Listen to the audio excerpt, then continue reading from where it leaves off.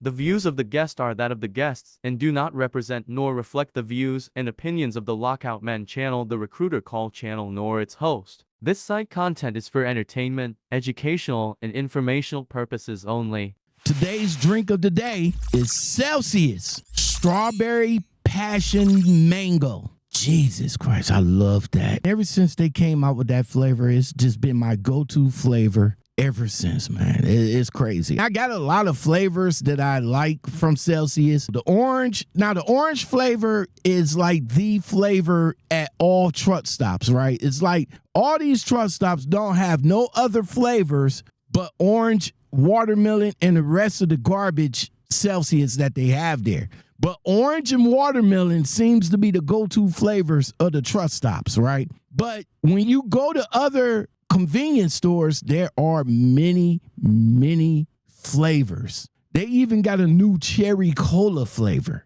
Now, I don't mess with cherry cola because it don't taste right to me, but the new lemon lime, I mess with that. And the new strawberry lime, I mess with that. And now the strawberry passion mango. Pick up your can of Celsius today. Drivers, imagine getting on an airplane and the pilot comes on the intercom and says, "Hey passengers, this is my first solo flight. And guess what? My trainer just finished training me 6 months ago." How would you feel about that? Now imagine that same scenario, but in a truck and going 70 miles per hour down the highway. That's what's happening in the trucking industry right now. Before we get started, does anyone want to get out? So many people been asking a simple but powerful question. Why are mega carriers allowing drivers with just 6 months or less of experience to become driver trainers? Well, let me just give my 2 cents on it right quick. It's because they don't have trainers at all.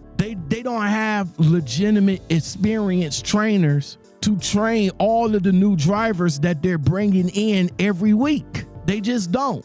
These companies are bringing in new drivers by the boatload. They bring in about 15, weed out about 5, and then they got the 10, but they don't have enough trainers, experienced trainers, to train them on the road to get them road ready. So look, this is common. This is common practice at some of the biggest names in the trucking industry.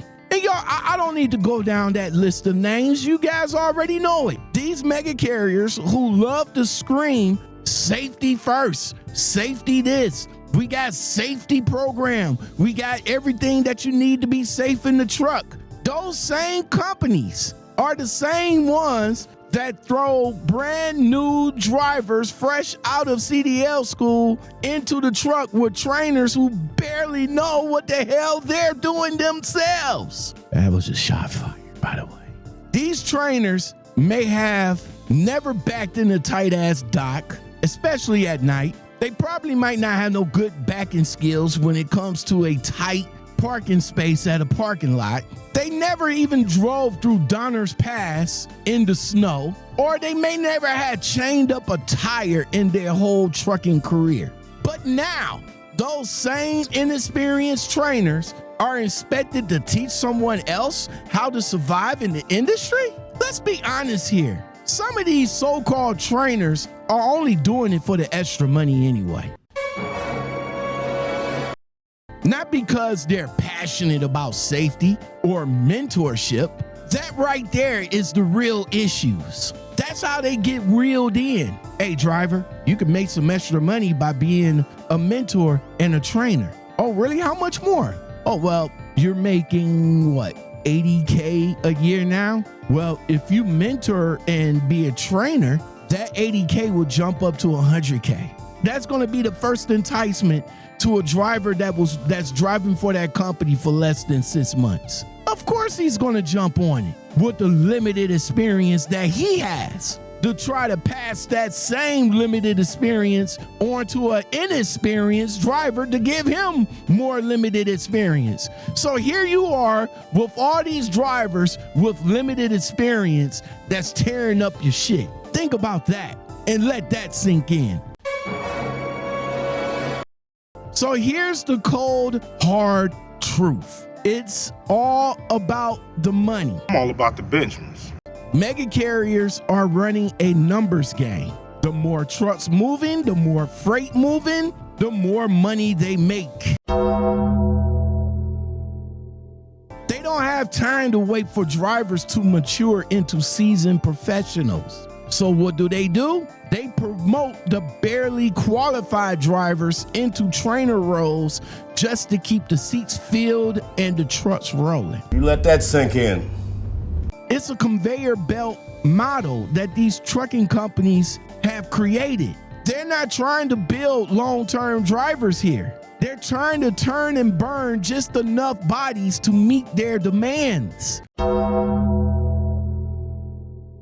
The mega carrier slaps a trainer badge on someone with just 6 months or less under their belts and say, here, teach this rookie everything, which is the same amount of stuff that in the 6 months that you was driving. So now that inexperienced rookie now have only the 6 months of experience that you have. It may be more than what they got, but still, it's still in the same realm of both of y'all being experienced. And it is the loose term of the blind leading the blind. What do these so-called trainers of 6 months really know? Hell, they still learning themselves. Now, of course, drivers, I've seen both sides of the fence. I talked to new drivers who were terrified because of their trainers, wouldn't let them drive at night, or was asleep the whole time. I also talked to brand new trainers who was nervous about teaching, but got pressured into the role by the company that they drive for. But they don't have enough trainers. So they kept pressuring me, offering me more money to do it. And then when I finally did it, I found out that training wasn't for me. And it isn't for a lot of drivers. For the ones that got into it for the passion, I commend you guys. Shout out.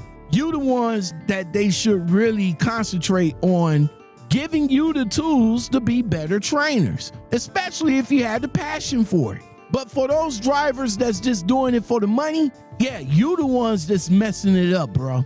This is a company problem. It's a structure company problem.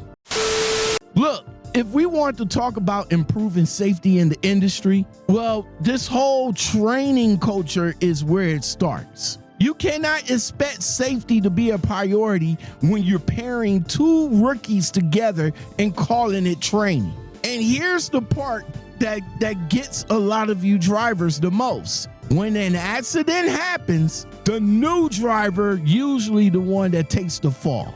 The trainer, all he does is shrugs. The company, they wash their hands of it. And the driver, well, you're just left out here with a ruined record before you even got started. The company is broken, people. If the driver ain't got at least a year of solo experience in all seasons. All season long. And I'm talking about spring, winter, fall, summer.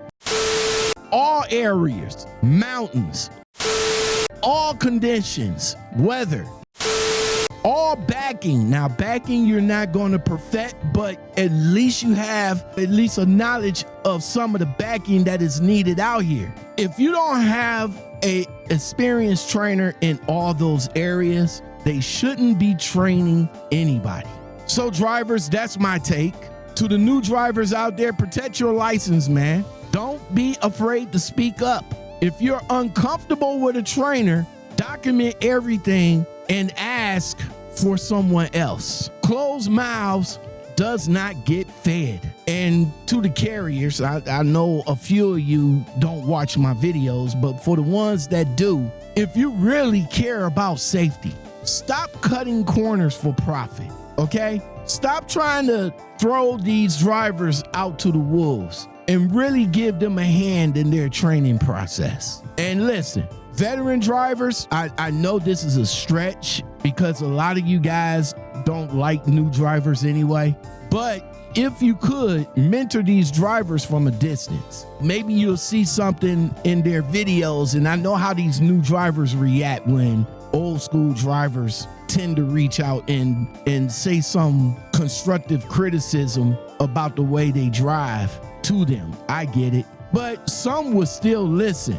okay? Some will still listen. Because if a lot of drivers out here just being thrown to the wolves, the cycle is just going to keep on going, man. And the roads that these companies claim that they're trying to keep safe is just going to get even more dangerous in the future.